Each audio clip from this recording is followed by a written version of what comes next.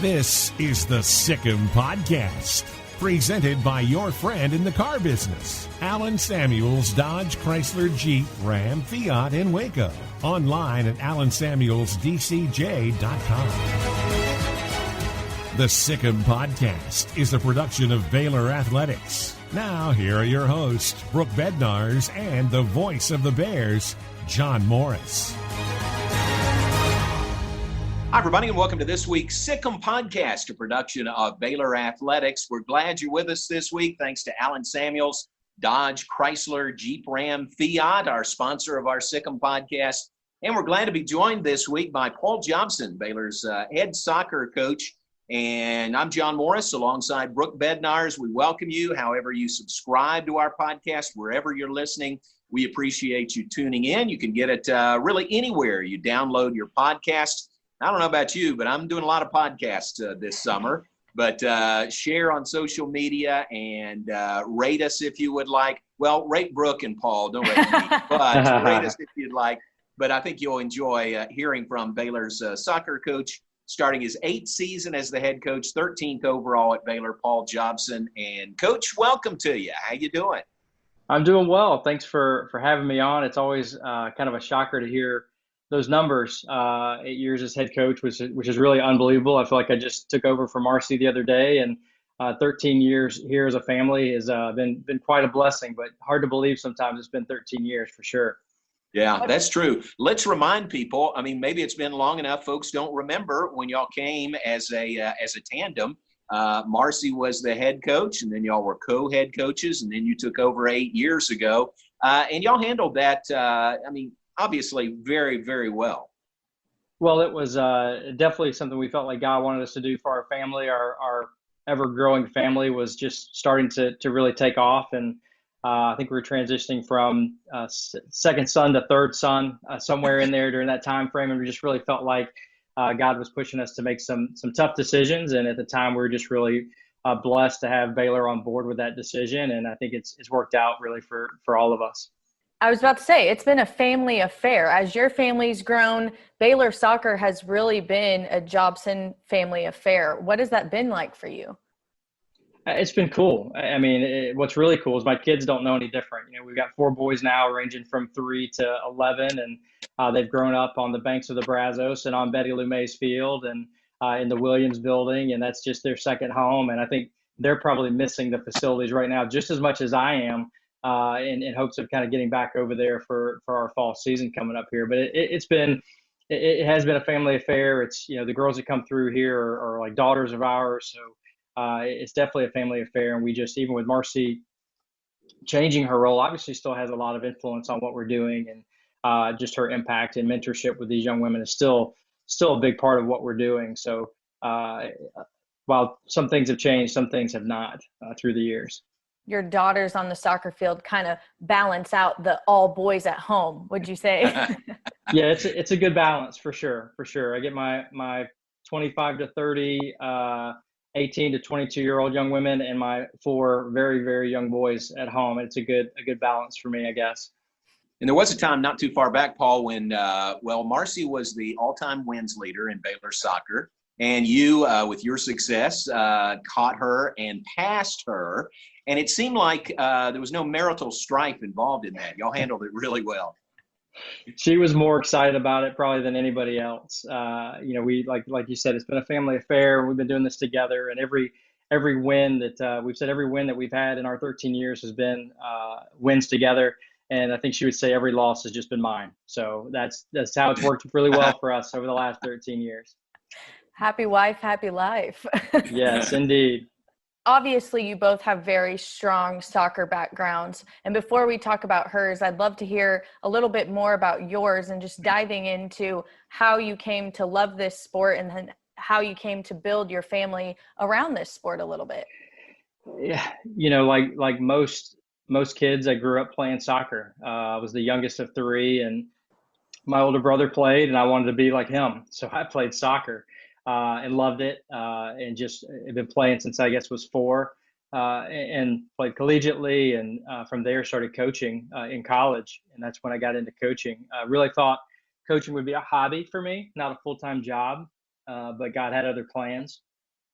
And when Marcy and I met and got married, our first college coaching job was together at Northern Illinois University. So I would say, don't get married, move, and get a new job all at one time. We did all three. We got married, got a new job at Northern Illinois, and moved from Atlanta to Chicago, all within 3 or 4 months of each other. So they said, don't do it. We did it. It worked out for us. But that was kind of the start of it, as just a God thing for sure, putting us in the right place at the right time. And then there for 3 years, and then Baylor called, and I guess the rest is history for sure. You mentioned Atlanta. In preparation of this podcast, doing a little bit of research, and I came across a picture you shared on social media a while back of one of her playing cards where she wrote you a really cute note, and you said don't keep very many cards, but tell us a little bit about that and why it's so special. That card is right there. Yeah. You can see it right. Hold on, my fingers are backwards. It's right there. So, I don't really remember exactly how it all went down. When she was playing in Atlanta, that's where we met. I ended up working for the team a year or so later, but we met there and just became really great friends. And we were great friends prior to dating or any of that stuff. And so we were just great friends and shared, our boyfriend, girlfriend experiences together. And at some point during that time, I think that was even given before we were even dating. And it was just, just a great, kind of a funny thing. If you know Marcy well enough, she doesn't give a care about player cards or any of that stuff. And she just kind of, I think at one point, just kind of like, yeah, here's my autograph. Here's my card. Love you. It's just kind of a funny thing. Probably I was as shocked to see it on social media that day as everybody else was. And I got an earful that day for sharing that for sure. But just a cool moment. It was a great experience for us when we met that time with her playing professionally, and just that experience for us in Atlanta was pivotal in our lives and our relationship. So that card means a lot. So that's why it sits right back there in my home office on the shelf. I want one of those cards. She didn't have to inscribe it like she did to you, but I want one of those cards. All my love, John. All my love to JMO. Yeah, we love JMO. Yeah. That's great. That's a great keepsake. What do you remember about when the Baylor opportunity came about? Your first thoughts about Baylor, what you knew about it, and then it's obviously a match, perfectly fit between y'all and Baylor. Yeah, I'm almost embarrassed to say, but I think when the call came through, it was like, I think it was, who is Baylor? I mean, honestly, Baylor was not on the women's soccer scene at all. That we really did not know. Marcy knew. She played 2 years at SMU, so she knew who Baylor was, because when she played was back when Randy had started the program, and knew their success. But for me, and even Chuck, who's with us too, we kind of looked at each other, kind of like, Baylor, let's look that up, But of course, you get the phone call and you do your research, and you start to realize what Baylor was about and what our priorities were as a couple. Me and Marcy, not me and Chuck necessarily, our priorities as a couple. And I just looked at it like, wow, we're young coaches. We should go interview. I mean, it's a no-brainer. And I remember being on the flight from Waco, telling Marcy, whoever gets that job is sitting on a gold mine. Sorry, not a landmine, a gold mine. Two different mines, but it was a gold mine. We just felt like its location, what we knew about Dallas and the soccer scene in Dallas was just, 3 of the best female soccer clubs in the country are in Dallas, Texas. Gosh, what a great opportunity. There's great soccer all around it. It's a beautiful campus. It's a Christian school. We felt like that was an advantage for us recruiting. So we were like, wow, whoever gets that is sitting on a great opportunity. And of course, when we got the phone call that we were considered for the job, it was just a great opportunity for us. And I think the very first phone call came from Paul Bradshaw to Marcy. We were traveling from Illinois to Atlanta, and we were in the mountains, and we were getting a horrible cell reception. And I think he was at the NCAA tournament at College Station on the phone with Marcy. So anytime we'd go to College Station with Paul, he'd always bring up, this is where I was sitting when I called Marcy that first day to talk to her about Baylor. So ever since, it's just been, we've not looked back once. This has just been such an amazing, like you said, just a great fit for us and our family and our priorities when it comes to life and the ministry of soccer. What has it meant for you to go from hey, let's research Baylor, let's try to figure out what this program is, to Baylor being, like you mentioned, on the soccer scene, a well-known, high-ranking program that gets all those recruits and is really a power to be reckoned with during the season? I don't want to say it's unbelievable, because it is believable. I mean, it's definitely a God thing that he's put, us here to help facilitate this. And without him, we wouldn't be where we are at all. I mean, we pray for the recruits to be here, and he puts the right kids here. And that success is because he's made that happen. Just as easily as he could say, hey, you're the right people and these are the right kids, but this year is just not going to be a great year. We've had some of those too. But just really diligence and hard work, and just really building relationships in the soccer community to kind of give a vision for what we thought Baylor could be about, to really just staying steady with what our purpose was going to be as a program, and just staying steady with that over the years has been really important. So looking back on it, it seems unbelievable. And Marcy and I talk about it all the time. It's hard to believe at times that we've been here for 13 years, and just the growth that we've seen, not only in our program, just Baylor athletics as a whole. We felt like we got here at just such a great time to see the rise of Baylor athletics. They've had a lot of success in a lot of sports, but not all sports until really the last number of years. So it's been fun to be part of that, and just to see, hopefully, God honoring Baylor's commitment to its Christian values. Paul, before we get away from your family, with the COVID and time at home, more time at home, what's that been like? And you got to tell us about Miller, the entrepreneur starting the chicken cooping business. Yeah, that kind of came out of a COVID experience for sure. I think as a lot of people, there's a time at the very beginning where you couldn't get toilet paper, you couldn't get eggs, you couldn't get anything. So we couldn't make our own toilet paper necessarily, but we were like, wow, we can get some chickens. So I turned a playhouse into a chicken coop. And in his time with school, he likes to do entrepreneurship. He likes that idea. And fortunate for him, he has an aunt that is fantastic in that world, and did kind of an online class with him and mentored him through building his own business. So we had just built a chicken coop. So he thought chicken cooping for families would be a great opportunity. So he put together a video series of how to build your own chicken coop. And I think he sold them for, like, the video series was like $5, and you got 6 videos, how to, the links to resources. And anyway, he did a great job with it, but it came out of our necessity of needing eggs to begin with. But so we've had a lot of time together here. That part's been fantastic. The soccer part of it, recruiting, has been frustrating because we're not allowed to recruit. We're not allowed to get out and really do what we normally do this season. But the time with family, the slowdown, I got to be honest, it's been great. I've loved every minute with these boys. My office opens up to my backyard, and I can't promise you that there may not be some loud noise running by at any moment, but we've enjoyed it. We've enjoyed the slowdown. We've enjoyed time together. We've enjoyed being able to do some things that we've wanted to do for a while. So it's been good in a lot of ways. And the chicken cooping for families was a good thing too, I think. He learned a lot of good hard lessons. I was going to say, I'm sure you mentioned, kind of being away from soccer and having that be a little bit frustrating. But if anyone has met your boys, they know that they live and breathe and even sleep soccer. I believe your youngest son fell asleep with a certain coaching book with him. Tell us a little bit about that. Yeah, a little known fact in our family, we still live in the same house that Marcy and I bought when we first moved to Waco. It's a small, 1900 square foot ranch house, 3-bedroom, 2-bath. So at one point we decided we would move out of our master bedroom and give it to 2 of the boys. So that being said, I still have some of my old books in their room.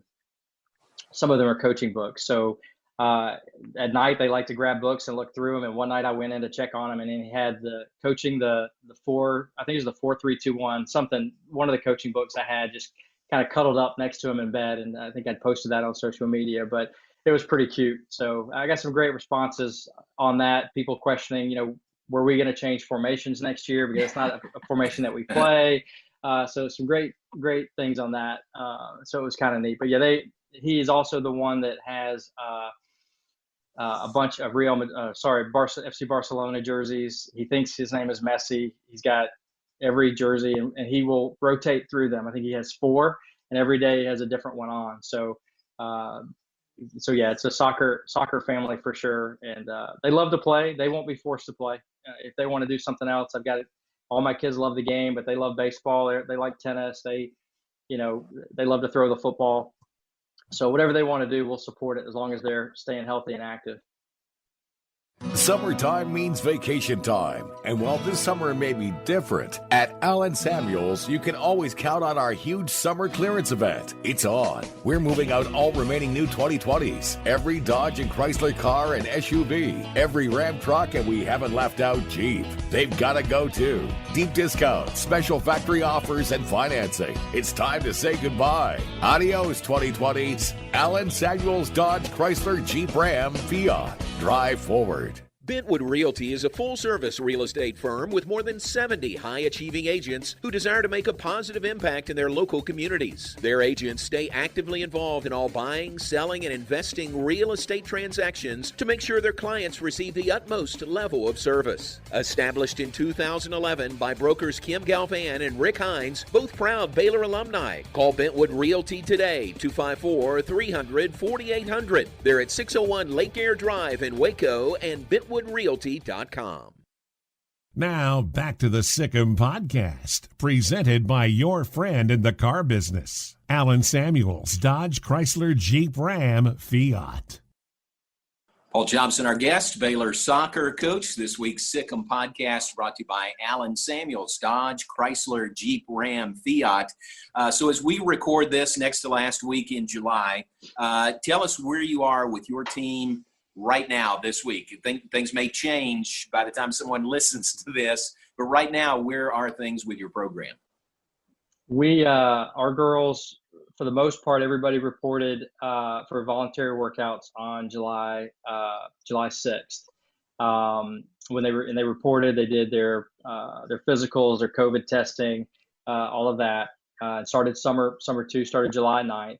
What most people don't know is that in soccer, we're not, as soccer coaches, not allowed to work with our girls until August 4th.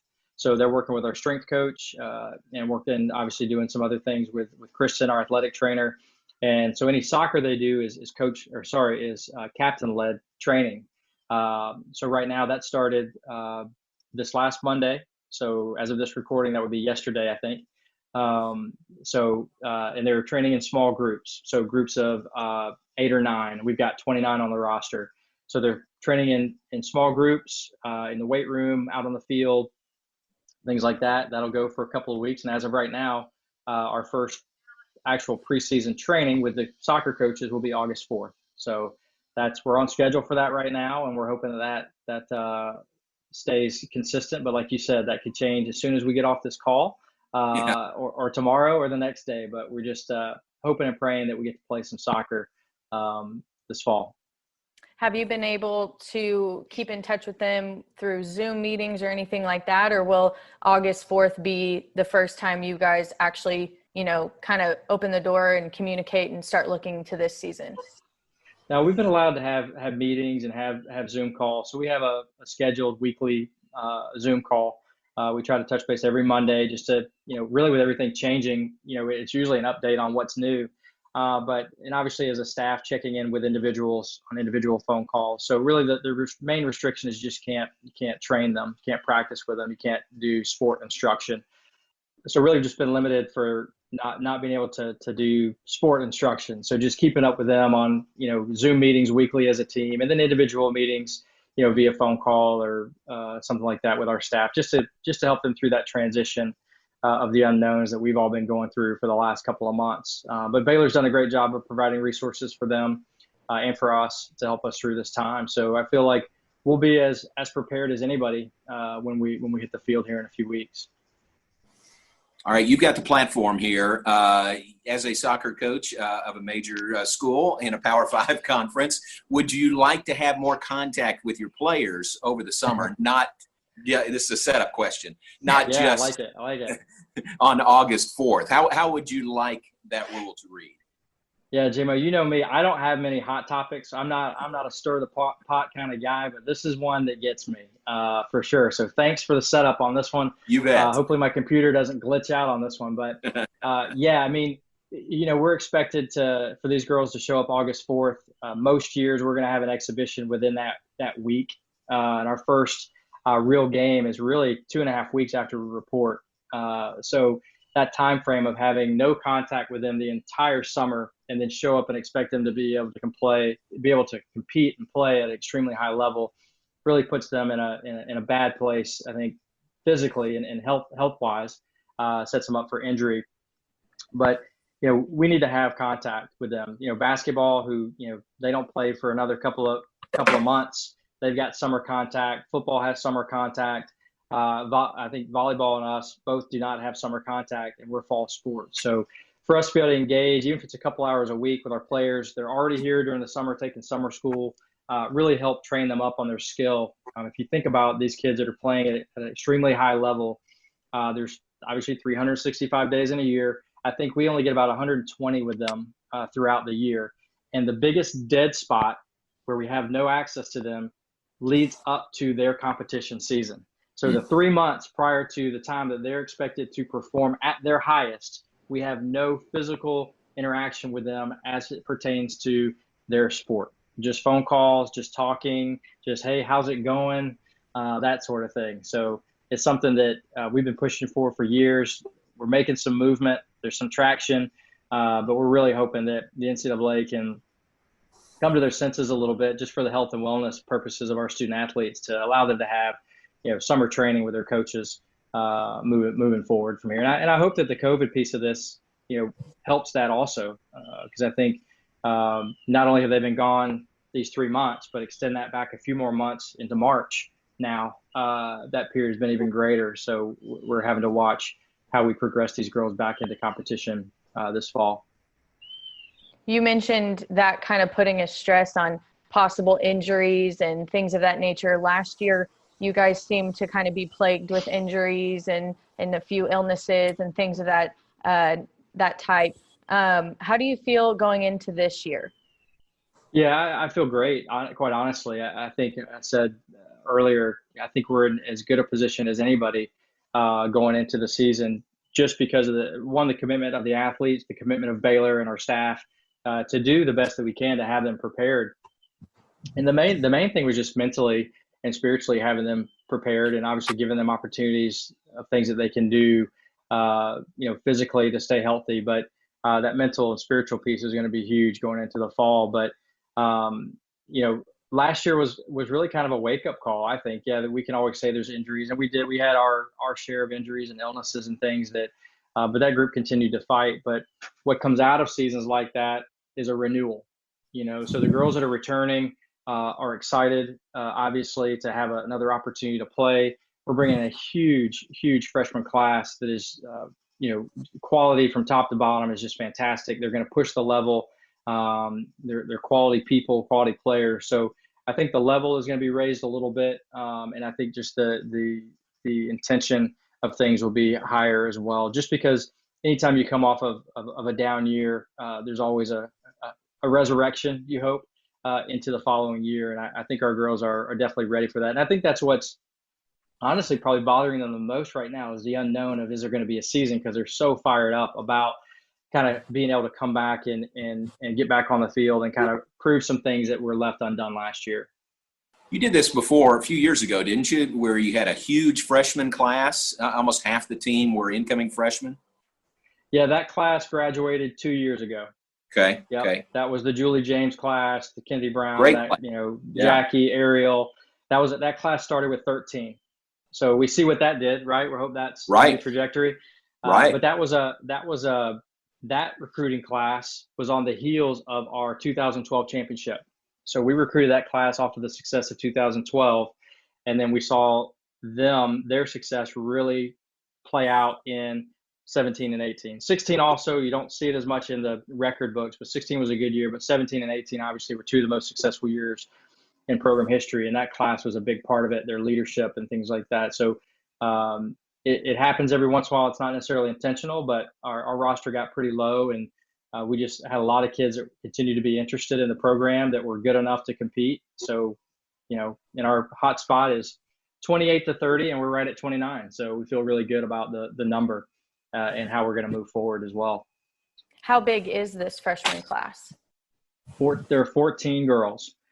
We had 5 report in the spring for our short spring season, so they got a little taste of what college is like, and the rest are reporting this year. But technically, there'll be 14 new faces for this fall. Well, I'm sure you're eager not only to get to see your team as a whole and the other coaches and just be on the field, but to actually get to see a large number of your team for the very first time. Yeah, I mean, we're excited. I mean, we say every year this time is the worst time of year for us as coaches because they're all on campus and we can't train them, so it's kind of that really frustrating part of our year that they're here. We just can't do anything with them yet outside of having conversation. So we'll take that for the next couple of weeks. But we're excited. I mean, they're just the returners, like I said, are excited. The leadership group is excited to get moving and see, kind of the production from what they've done all summer, just keeping in touch and building their young players and bringing them on board. And that's one thing that I think our program has always done really well. And this isn't us as a staff. It's our girls have always bought into the culture of get the young players on board as fast as possible will lead to our success. It's never been, we're seniors, you got to earn your keep and you got to earn your way.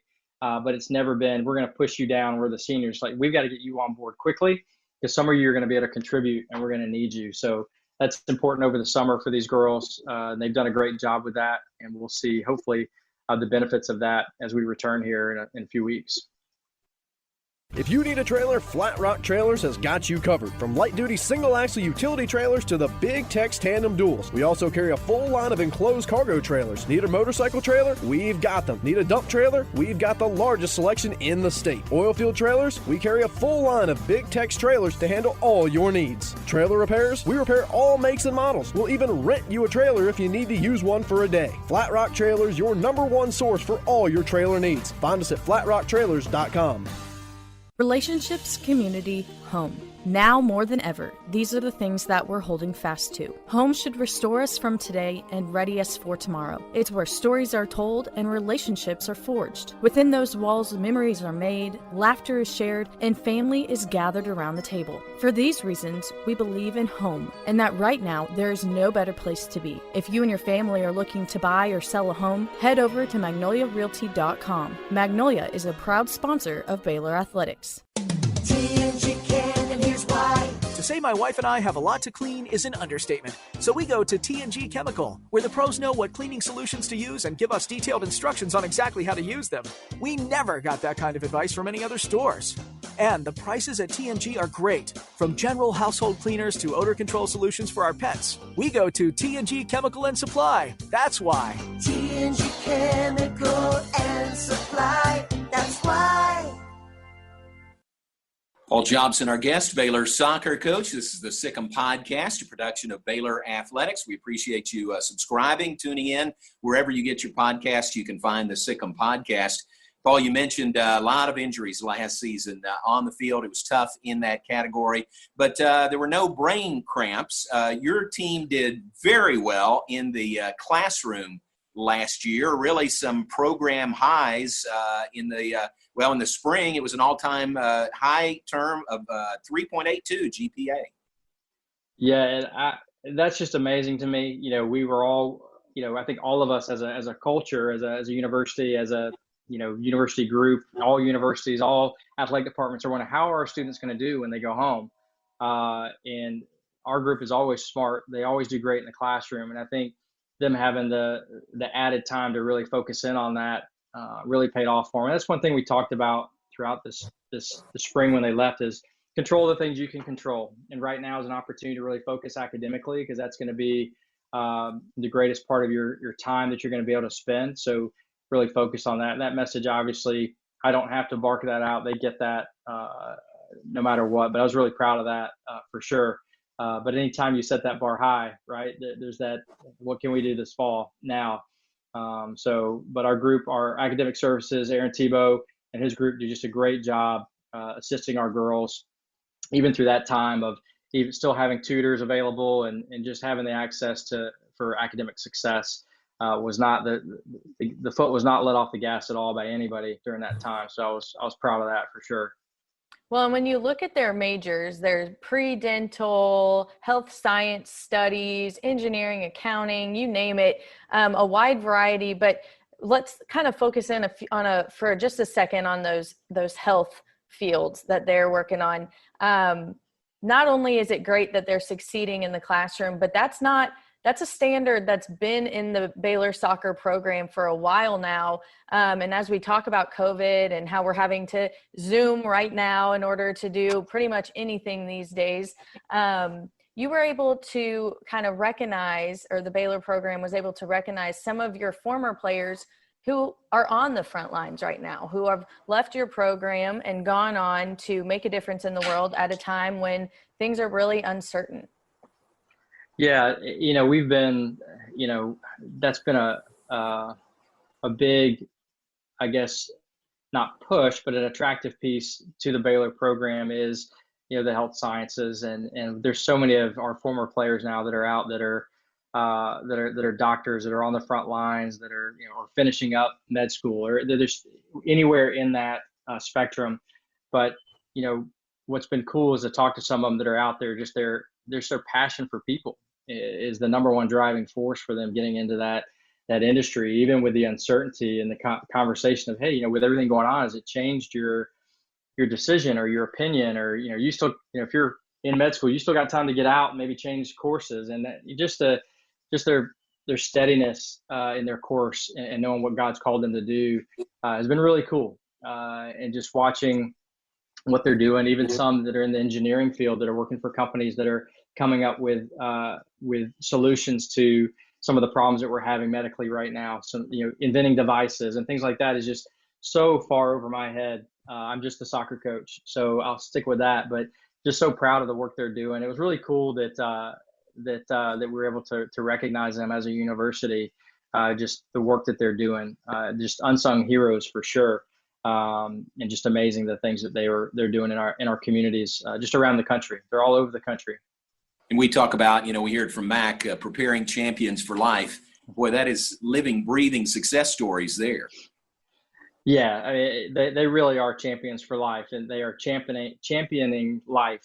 You can say it a couple of different ways, the impact that they're having on people, and not even, the things you don't hear about that they're doing is that they're full-time into that, and they're still volunteering in the youth ministry at church. They're still doing other things. It's like, hey, you're not doing enough, overachiever, 4.0, you're going to go get the extra credit. Like, that is who they are. And those are the types of athletes that we're hoping to recruit and that come through our program of whatever you have your name on, you want to excel at it, not because you want your own personal gain and greatness, but most of these girls are coming through because they want to glorify God in what they do. And those girls that we've been able to really highlight this year, and I know you had a great conversation, J-Mo, with Dana Larson, who graduated from here a number of years ago, part of that 2012 championship group. Just fantastic young people that are just amazing. I'm just blown away and amazed by what they're able to do. Relationships, community, home. Now more than ever, these are the things that we're holding fast to. Home should restore us from today and ready us for tomorrow. It's where stories are told and relationships are forged. Within those walls, memories are made, laughter is shared, and family is gathered around the table. For these reasons, we believe in home, and that right now, there is no better place to be. If you and your family are looking to buy or sell a home, head over to magnoliarealty.com. Magnolia is a proud sponsor of Baylor Athletics. I hate my job, but I don't mind getting up in the morning. I dread each day, but I can't wait to get out of bed. You ask me why, and what I'll say to you is true. Well, you can get breakfast tacos at Rudy's Barbecue. Scrambled eggs and brisket, they ain't fooling around. Sausage wrap, son, they're the best in town. Barbecue for breakfast, yes, it's true. Put a smile on your morning at Rudy's Barbecue. You're listening to the Sick'em Podcast, a production of Baylor Athletics. Here again are Brooke Bednarz and John Morris. Well, I know we're looking forward to seeing you guys on the field, and that's all that we're hoping for, at least. But y'all's schedule was published a little while ago. Can you kind of tell us just what you know as of right now? I know there are going to be some changes. We've had some conferences that have made decisions already that are going to impact our schedule. So there's some games that are on our schedule that's published that are going to have to come off that we're looking to replace. And that seems to be across the country, obviously, what's going on. So there'll be some changes, but we're trying not to diminish the quality of opponent by making changes. We had a really tough schedule. I mean, we had, I think, at one point, 3 teams that were in the 2 of the final 4 teams were on our schedule. And so we're really trying to bump up the competitive nature. But right now, I think everybody's just hoping to have enough games and be able to play as many games as possible this year. That's just the goal right now is let's try to play some soccer. Let's get together. Let's play safely and make sure we can have a quality season. What's your mindset? You have to be able to pivot is the new hot word. You have to pivot when necessary. How do you handle all that in your mind, knowing you've got a schedule right now, but, it could change at any moment? Yeah. The good thing is, even though I'm 5'4", I did play a little bit of basketball, so I know how to pivot. I can pivot. You're the short guy on the court. You better be able to pivot or you're going to lose out big time. So, really flexibility for us. That's been our kind of our go-to word this COVID season is, hey, we got to be flexible. We got to be ready for anything. It's like the game of soccer. It's not scripted. You've got to be flexible. You've got to be smart. You've got to look ahead a couple of things. And if it's not that clear, you just got to be ready for whatever's coming that day. So we've been trying to take it. And JMO, I say one day at a time anyway. I think you probably get tired of me saying that during the season in our interviews, but it really is true. We are, especially during COVID season, we've been given today. Here's what we have for today. Here are the decisions we can make for today that hopefully set us up to be the most successful tomorrow if we're given that, and the days after and after and after. But that's what we're doing with the girls. And I'm so excited that they're able to play soccer right now just with each other. They've been waiting for this day, so they're going to embrace that for a while, embrace the soreness that they're feeling probably right now from training with each other in the weight room that Stacy program that she's putting them through. But it is one day at a time, being flexible, being able to pivot. All those things that we're hearing is just so true. And having to guide 18 to 22-year-olds through that is difficult at times, but it's not any more difficult for them than it is for us, I don't think. But I think that we all have to have people in our lives that can help us navigate that. And I think the great thing about Baylor having, it's Christian based and it's Christian mission, you've always got that piece to fall back on, that, God's got things under control. And while at times that's not very comforting, let's be honest, sometimes like, gosh, just control it. But knowing that he's got things under control, he's got a plan, he loves us. That's all we can really take into each and every day. And I hope that comes out of this more than anything else with it. Just the craziness going on is that God's a God of love, and he loves us, and he's going to create opportunities for us to glorify him in what we do. And we hope as a program, a Baylor soccer program, that's something that we can do, whatever we're given this fall. I don't think you could have said that any better. Yeah. Have you been able to visit with the girls and hear how their first few days of actually, being back on the field have gone? Yeah, especially the youngsters, hey, how's the transition going? I'm not allowed to know details of who's doing what and whatever because I can't know. Mm-hmm. But I can check in on how they're doing. And it's a new world. It doesn't matter if you're coming out of COVID summer or normal summer. For a freshman, it is a big transition. And they will realize as they talk to some of their other friends at other schools that they're blessed with the team that they have to help them through this process. But they're so excited. Man, they're just up to this last Monday, being here for 2 weeks, going through all the testing and things. They just could not wait to get on the field to play soccer with their new team. That goes for the veterans too. Excited about the new kids coming in. So that excitement is there right now. This was day number 2 for them. And just the excitement they have to be out there is awesome. And I'm totally jealous. And I told them, rub it in our faces as much as you want to, because we've got another 2 weeks till we can do it. But we're just as excited. But they're just soaking it all in right now.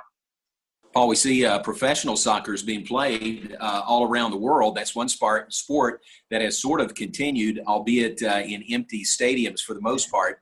That might be one scenario, do you think, that we see this fall here? Yeah, I think anything is an option right now. I think full stadiums is probably not an option. I think it seems like, but any capacity of 0 to half or whatever, you hear all kinds of different things. But I think from an athlete's perspective, obviously playing in empty stadiums is way different, obviously. But if you have the choice of playing or not playing, an athlete's going to choose to play.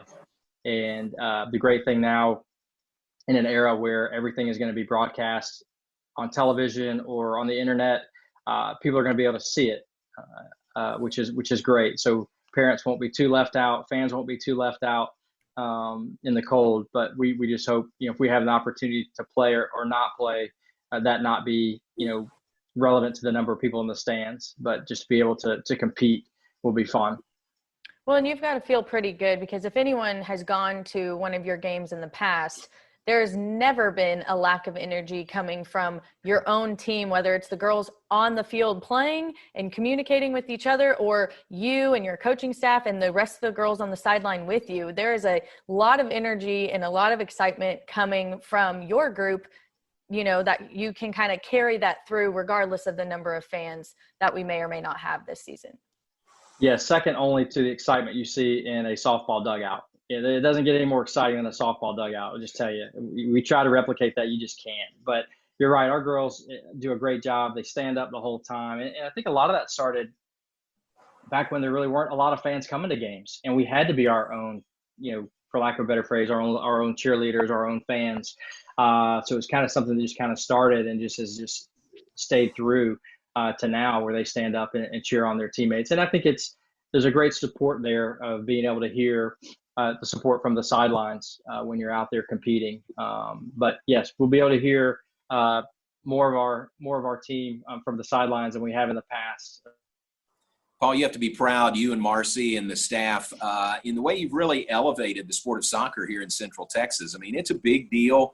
You've cultivated that. The First Kicks program, is really big, getting younger kids involved, and, just growing up with soccer as one of their sports. That's been intentional on your part, right? Hadn't it, to really develop a love for your sport?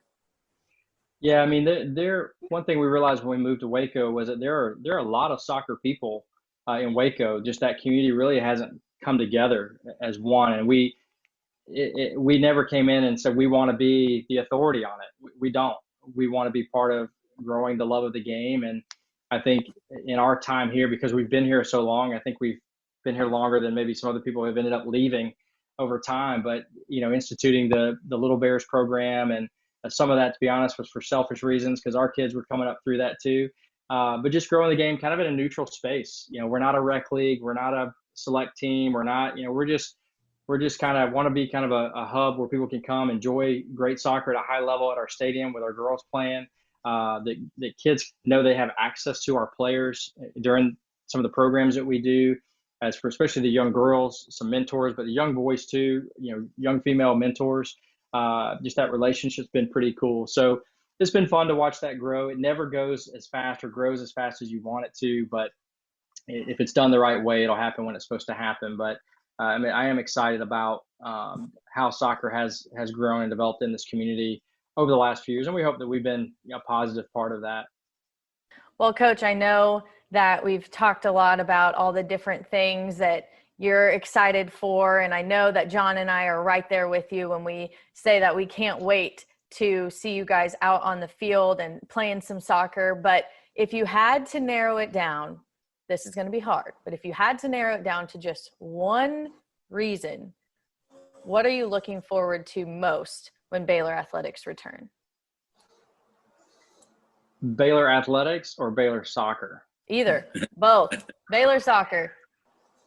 Quite honestly, I'm ready to be in a room or on a field with my team. I just cannot wait to get the group together and just be together, start driving towards our goal to win championships there this year and do it the right way. It's just everything feels so fragmented. We're all in different places doing doing things to prepare ourselves to get together. So when we finally get together to be able to make that first step as a group towards the season getting going, that's what I'm right now most looking forward to, because that's the closest thing that we've got right now is that first step. So I'm really, really, and I know my staff is the same, just jonesing to get that first step of getting together all in the same place, face to face, to start moving forward with this season, because that'll be a really, really big first step. Because I think there's times during all this that we weren't sure that would happen. Mm-hmm. So we're really looking forward to that. Well, we're right there with you. Can't wait till you get back on the pitch and get things going again. We appreciate your time today. Give our best to Marcy, but thanks for giving us some time, and great to learn more about you and your family and your program. Well, appreciate you guys. And I think I've said this before, but I'm looking forward to talking to you guys more, because that means we're having a season. So I'm definitely looking forward. Appreciate y'all's time and what you guys are doing for Baylor Athletics, and I appreciate this podcast. It's been a cool thing for all of us during this COVID season. So thank you guys. Well, thank you. Thanks to Coach Paul Jobson, Baylor soccer coach, with us, and that's this week's Sick'em podcast. For Brooke Bednarz and Coach Jobson, I'm John Morris. We appreciate you being with us. Join us next week with another Sick'em podcast. You've been listening to the Sick'em Podcast, presented by your friend in the car business, Alan Samuels Dodge Chrysler Jeep Ram Fiat in Waco. Online at alansamuelsdcj.com. The Sick'em Podcast has been a production of Baylor Athletics.